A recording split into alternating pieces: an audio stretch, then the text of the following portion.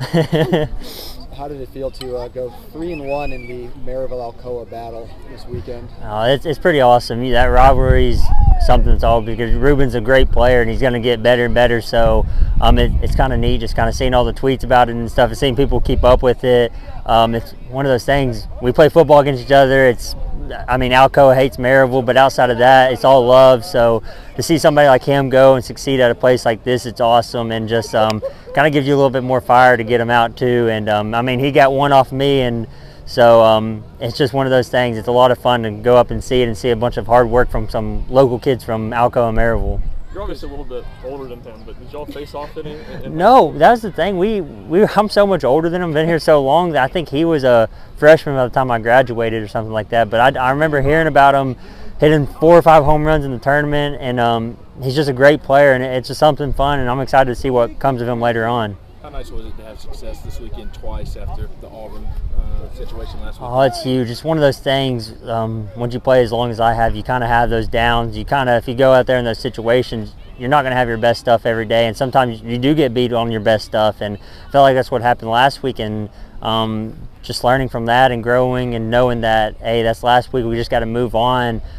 That's what I had to do. I just needed to come out and do what I can for my team and just kind of throw strikes and go back to who I was. Anything particular adjustment-wise, or last Saturday was just kind of baseball being baseball and just getting back on track? I think last Saturday was baseball being baseball. I went back and looked at the pitch, and I thought it was a good slider. I thought he made a great swing on it, and just one of those things. I think I just had to move on from it. Didn't make any adjustments, just kind of stayed who I was and just kind of went out here and did what I do.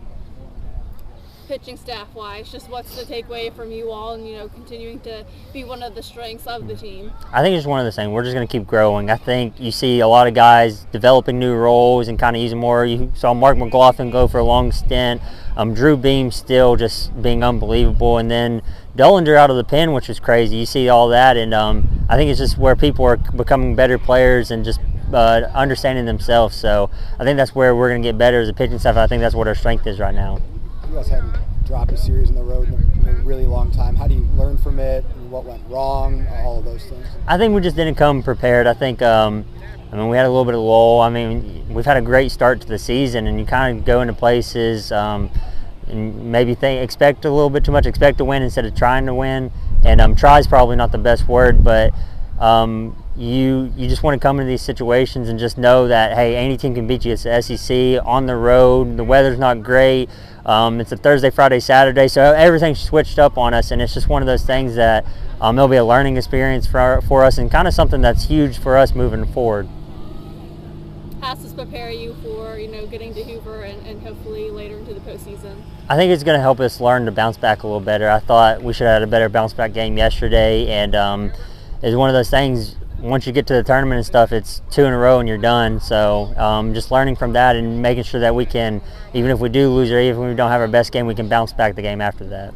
Coach said that there wasn't really an extra ingredient you guys needed in the game, just a bit more determination. Mm-hmm. Would you agree with that assessment? 100%. If you look at Thursday's game, I think we left 10 on in the first 2-3 innings, and I think that's something that our hitters best in the country, in my opinion, and that's something they should be they do most of the time. And this weekend is just a little bit of lack of focus and stuff, but I know that next weekend it'll kind of light a fire under us. And sorry, coach is waving to all the fans, so be able to handle distractions late in the game.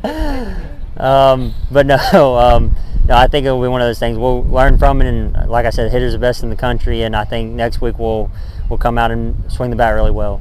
Obviously, you never want to lose, but do you think it's good to kind of have that sense of urgency y'all had to have today before postseason play? I'm going to give you the same answer to Luke. Did you never want to lose a series? But I think it's one of those things, and we'll look back on it later on. I think this will be a huge stepping stone for us in our season, just losing a series on the road and learning from it and seeing what mistakes we need to correct on and be better at.